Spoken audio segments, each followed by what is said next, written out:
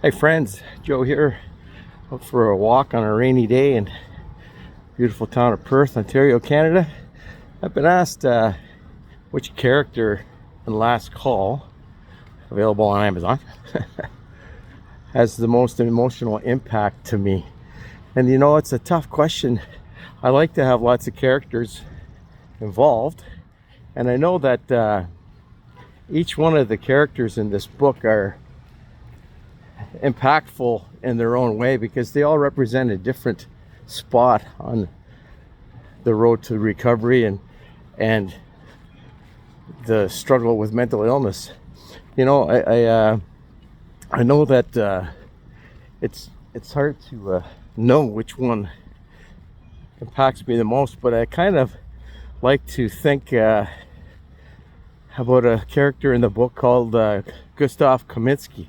He's a very small character in the book, but he kind of ties a lot of things together. You know, he represents a failed struggle in addiction, whilst most of the other characters carry with them some hope of recovery, some hope of possible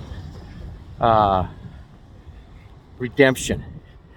So Gustav for me is a big character in a small way, if that makes sense, and also some of the characteristics of Gustav, Gutter Gus they call him in the book, reminds me a little bit. I think I do quite a bit of that from my grandfather on my mom's side, who struggled his whole life, rode the rails, was a hobo, ended up living under bridges and in parks, and finally ended up in a veterans hospital, and where he died kind of alone and broken.